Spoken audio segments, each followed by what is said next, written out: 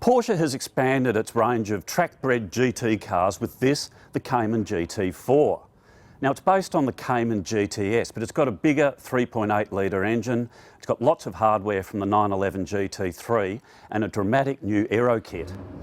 Now Porsche says that 80% of its GT customers will take their cars on the racetrack at some stage of their lives. So with this great circuit in Portugal and this GT4, I think it's time to go out and cut some laps.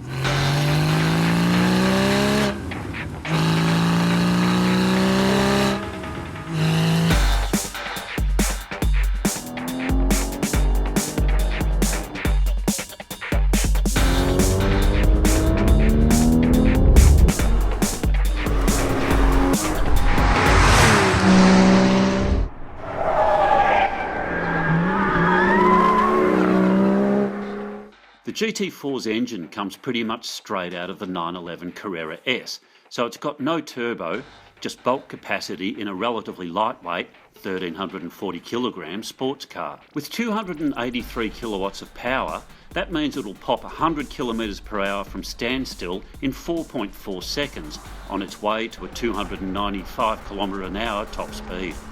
It's not just about muscle, however.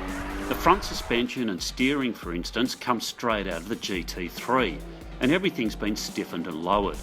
It also gets the GT3's massive 380mm disc brakes, meaning the GT4 needs 20-inch rims just to fit them in. Styling-wise, the GT4 is no shrinking violet either.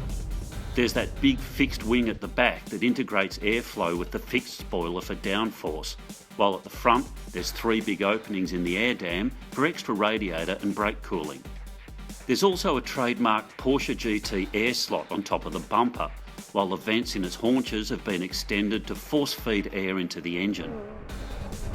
It all looks pretty wild, but every body add-on serves a purpose. On the racetrack, the GT4 is all about power and precision. The engine pulls hard and revs bang up to its 7,800 RPM limit, but the torque of the big engine means it'll also pull from lower revs in higher gears, so it has flexibility as well. But it sounds fantastic at any speed, with plenty of bark from the guttural Porsche flat 6 engine. The steering is ultra sharp, and while grip is huge and there's traction galore thanks to the engine's weight being over the rear wheels, the handling balance is such that the driver is encouraged to play with the throttle and maybe have a little bit of fun instead of going for the ultimate lap time.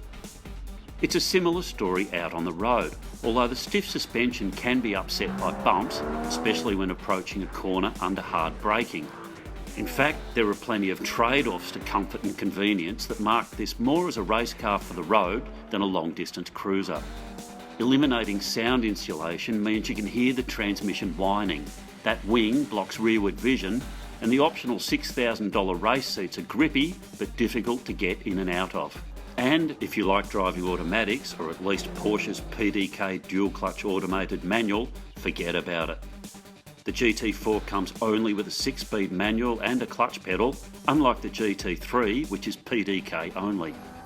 All this will set you back just over 190 grand, which Porsche reckons is a pretty good entry to its GT range, given the 911 GT3 costs about $100,000 more. So the GT4 is a hardcore sports car. It's really brilliant out here on the track. It really is a precision instrument. Now, comfort and convenience are a bit compromised on the road, but for anyone who's into driving hard, if they can get behind the wheel, they're going to love it.